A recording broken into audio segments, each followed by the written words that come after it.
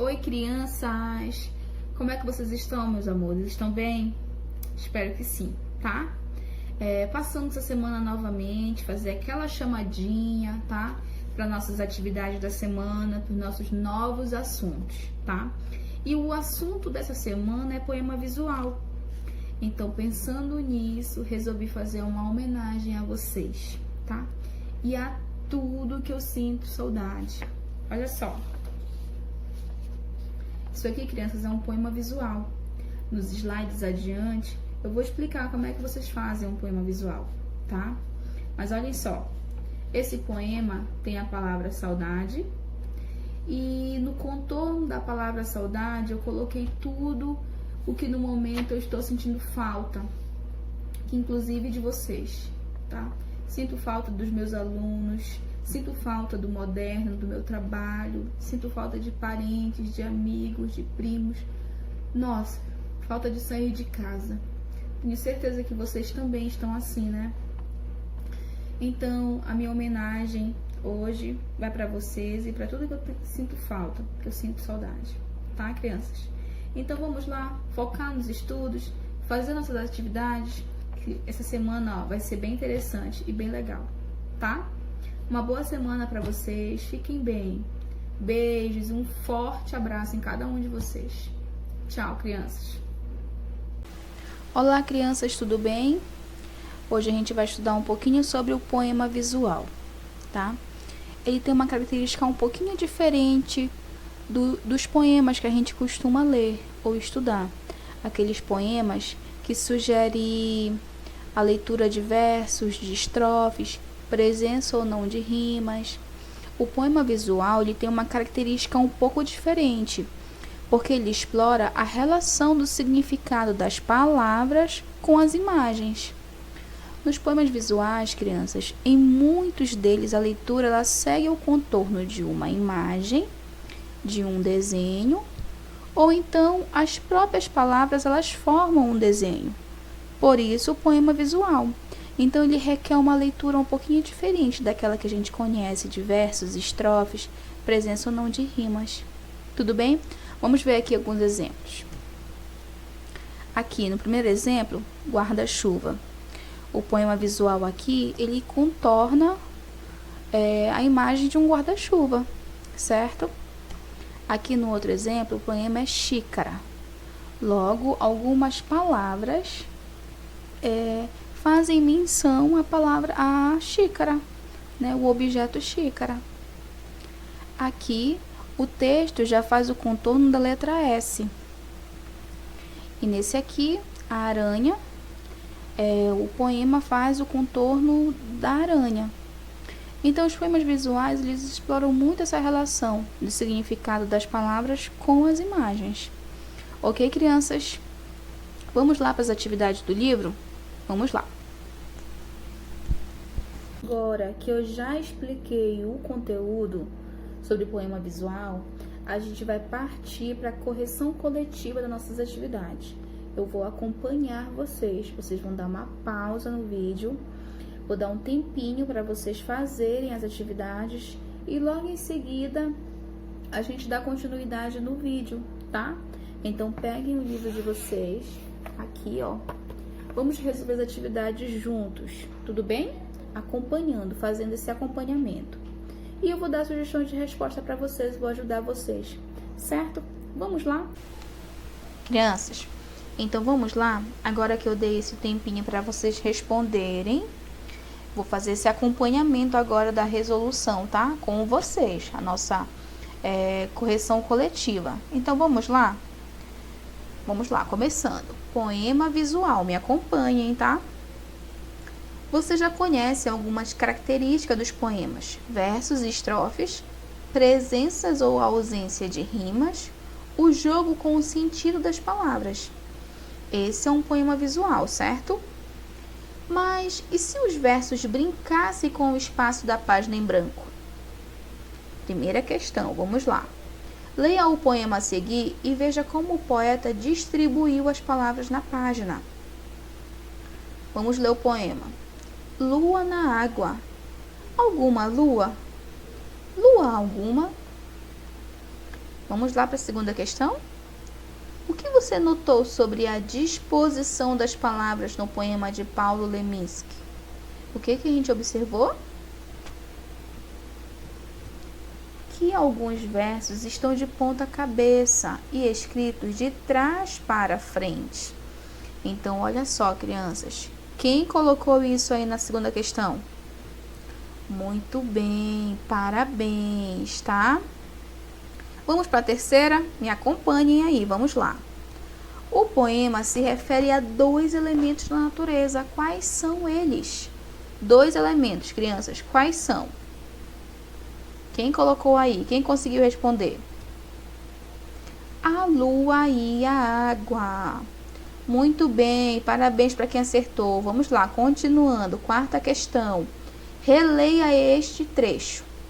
Lua na água. Letra A. A segunda linha parece ser, primeira afirmativa, cópia da primeira? Ou segunda afirmativa, reflexo da primeira? Vamos lá, quem acertou? Reflexo da primeira, crianças, tá? Letra B, vamos lá. Relacione as colunas. Lua na água, né? Vamos lá. Analisando o trecho lua na água. Representa a água? Representa a lua. A primeira linha representa o quê? A segunda linha aqui representa o quê? Vamos lá, quem acertou essa? Olha só, gente, a segunda linha representa a água. E a primeira linha representa a lua, certo? A lua refletindo na água. Vamos lá? Qual das imagens a seguir melhor representa esses versos? Letra C, vamos lá. Qual das imagens a seguir representa melhor o verso aqui, esses versos aqui sobre a lua na água? Qual é? Acertou quem marcou a primeira imagem, tá? A lua refletindo na água. Vamos lá, crianças, vocês são show. Quinta questão. Releia a segunda parte do poema. Lua alguma.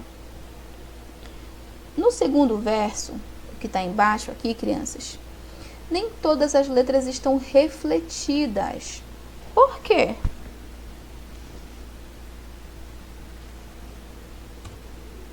Porque a intenção foi formar a palavra lua. Tudo bem, crianças? Como é que vocês estão se saindo? Estão acertando todas? Sexta questão. Por qual parte você começou a ler o poema? E aí, o que foi que vocês responderam? É uma pergunta pessoal, né? Mas vamos lá, olha o que eu respondi, crianças. Vê se está próximo do que vocês responderam. A leitura ela pode ser feita na ordem normal de leitura, tá? Que é de cima para baixo e da esquerda para a direita. Não tem problema nenhum não, tá? Leitura normal. Vamos lá para a sétima questão? Começar a ler o poema pela segunda ou pela terceira parte prejudica o entendimento do texto? O que vocês acham? É uma opinião de vocês. Eu vou colocar a minha, tá? Isso também, a sétima questão também é uma pergunta pessoal. Vou colocar a minha. Vamos ver se a resposta de vocês se aproxima da minha. Vamos lá. Não prejudica, tá, crianças? Não prejudica. A proposta é perceber como um verso reflete no outro, assim como a água reflete na lua. Essa é a proposta do poema visual. Tudo bem? Vamos lá para a oitava questão. No poema, apenas 6 letras se repetem, formando as palavras. Que letras são essas? Quem respondeu essa? A, L, U, M, N e G são as letras que se repetem. Ok, crianças? Nona questão, vamos lá. A repetição de palavras com as mesmas letras confere ao poema uma leitura com sonoridade? Nona questão. A repetição de palavras com as mesmas letras confere ao poema uma leitura com sonoridade ou uma leitura monótona? O que vocês acham, crianças? Primeira afirmativa ou a segunda afirmativa? Acertou quem colocou uma leitura com sonoridade. Tudo bem, crianças? Vamos continuar? Agora a gente vai para a página 22 e 23 e também a 24, né? Até a questão 9, mas vamos lá. Continuando ainda falando de poema visual, né? A água está em tudo. Está em nossa casa, nos rios, nos lagos e no mar. E também está na poesia. Leia mais um poema visual. Vamos ler? Onda, onda. Morno, contorno da onda redonda. Pluma de espuma, lenda de renda. Frase de gaze, riso de quiso. Ninho de arminho. Onde se esconde? Aéreo mistério. Trapo farrapo, lenço suspenso. Pelas estrelas. Resto de um gesto louco, que é o pouco que arde bondade no alto mar. Salto da água na mágoa doida de toda a vida partida. Muito legal o poema, eu gostei, muito legal mesmo. Vamos lá, crianças, o que foi que vocês responderam? Segunda questão. Quem é o autor do poema? Quem respondeu essa aí? Guilherme de Almeida, né? Tá bem aqui embaixo, olha, crianças. Bem aqui embaixo. Qual é o título? Super fácil, né? Onda. E a quarta questão? A palavra onda tem diferentes significados. O que a onda, o poema se refere? A que onda, crianças, esse poema está se referindo? A onda do mar, certo? Letra B, vamos lá. Qual é a relação da forma do poema com a onda? Estamos falando de um poema visual, né, crianças? Então, os versos do poema, eles imitam o movimento da onda do mar. E algumas palavras presentes no poema também fazem referência ao mar. Ok? Quinta questão. Observe o título do poema, Onda. Ele é formado por quantas letras? Ah, super fácil, né? Por 4. Letra B. Quais delas são grafadas com letra maiúscula? Qual é? A letra O e A, certo? Bora lá. Letra C. Por que a primeira e a última as letras são maiúsculas? Quem sabe responder essa? Quem respondeu? Para simular o movimento de uma onda. Certo, crianças? Sexta questão, vamos lá. Circule as palavras retiradas do poema que fazem referência direta ao mar. Qual é? Espuma. Olha, espuma e onda. Quem conseguiu marcar, ó, espuma e onda? Façam um círculo aí, crianças, tá? Sétima questão, vamos lá. Observe as imagens. Por que o eu lírico do poema associou as ondas do mar a gaze e a renda?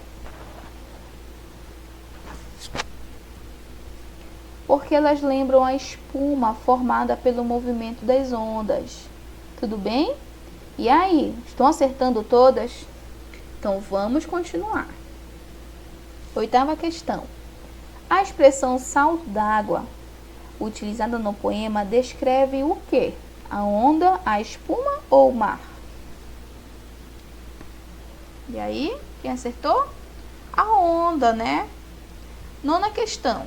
O poema apresenta 2 colunas. Nesse caso, há uma ordem de leitura. Explique sua resposta. Vamos lá? É uma pergunta pessoal, tá? Mas vamos lá, se aproximou da minha. O poema ele deve ser lido seguindo a ordem tradicional da leitura, crianças, tá? da esquerda para a direita e de cima para baixo. Porém, o poema visual, devemos ficar atentos quanto ao formato e à possibilidade de maior ou menor liberdade na ordem de leituras. Certo, crianças? Então, aqui a gente encerra nossa correção coletiva, tudo bem? E agora eu vou deixar a página 10 do livro de atividades como um para casa para vocês, tá? É vocês que vão resolver agora e depois eu vou postar um gabaritozinho para saber quem mais acertou, certo? Então façam com atenção e com capricho, crianças. Abraços e até logo. Beijos. Crianças, agora um desafio para vocês, tá? Façam um poema visual, caprichem na mensagem e na imagem. Até logo, crianças. Beijo.